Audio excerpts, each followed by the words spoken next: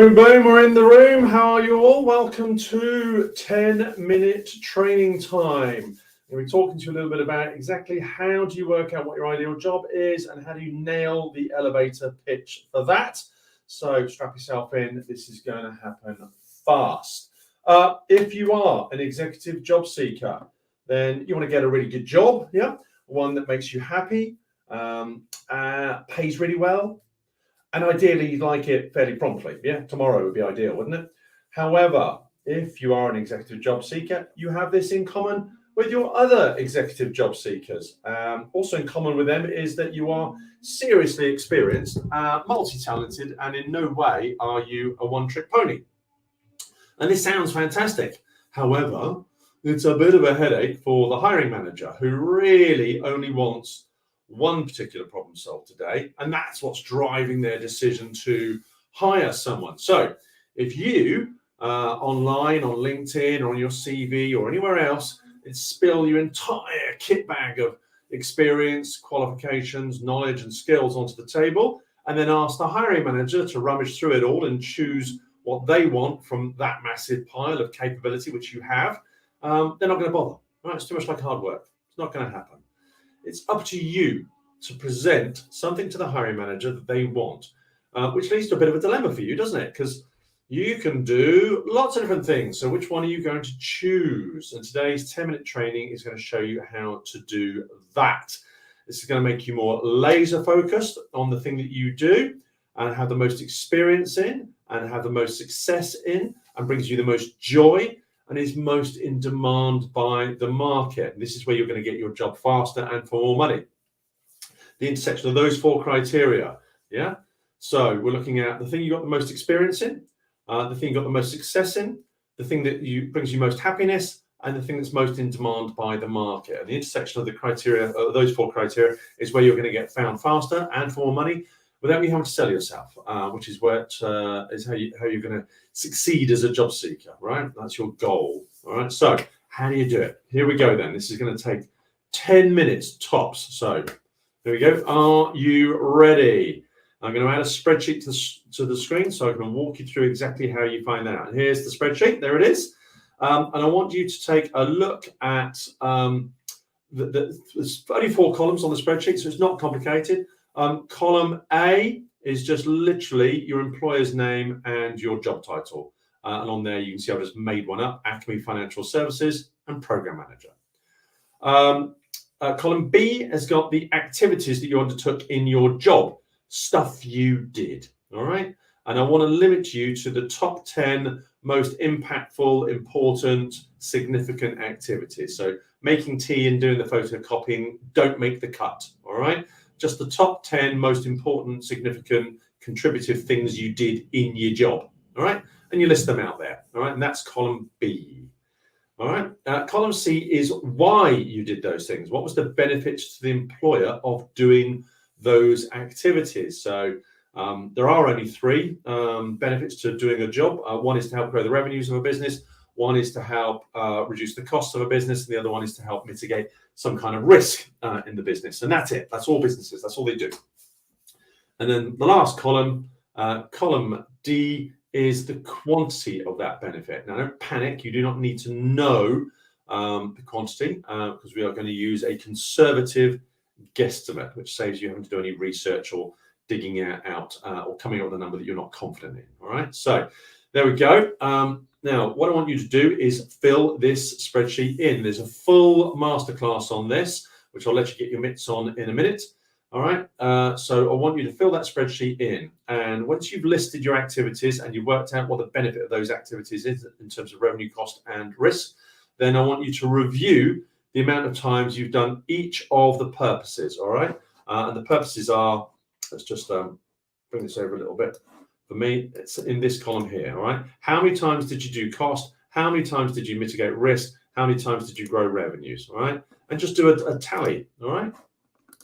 And when you've done that tally, there we go. Ooh, it's a bit bigger on the screen, isn't it? Well, you just count them up, So you're going to say, I managed to help grow or contribute to revenues growing 5 times, Johnny. I mitigated risk once, and I did cost 4 times. Okay, great. So it sounds like revenue is the thing you've done the most of. So that's the first question, and you do that for all of your jobs. Okay. So you get a sort of career-size version of the spreadsheet, and you'll come up with what have you done the most of, and it'll be one of revenue, cost, or risk. Then you have a look at the next column to that, column D, and look at just the performance numbers for the most popular purpose. So whichever one you settled on, revenue, cost, or risk, just look at the performance numbers for that. So you look at all the revenue ones, if revenue turns out to be the answer, and you look at all the performance numbers for revenue. Okay, and you can have a range on there. Earlier in your career, you sold small things. Later on in your career, you're doing great big things, and there's going to be a curve there.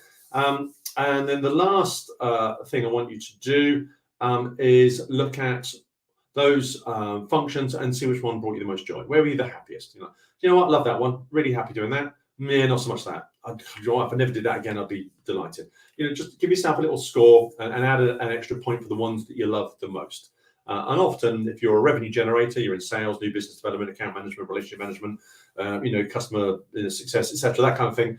If you're on the revenue side of the curve, then quite frankly, doing things that are related to risk and cost probably bore the crap out of you. If you're in finance, you might prefer trimming costs than trying to get all commercial and grow revenues. It's whatever one makes you happy, and you're going to get extra points for that. All right. And then the last question we're going to answer is not actually on the spreadsheet, but based on your knowledge of your marketplace, what do they most want right now? Certain industries are trying to cut costs now. Others are trying to grow revenues. And even within one industry, it depends on the scale of the firm. If you're a sort of startup or scale up, then you're trying to grow revenues. If you're a very large, mature tech business, you're probably trying to cut costs. So it depends on size, it depends on industry, it depends on economics, and those answers will change over time. So every time you change jobs, you need to review what is it the market most wants now. All right. So just to go over that one again, you get the most common answer to purpose. That's how you should be framing yourself to the market.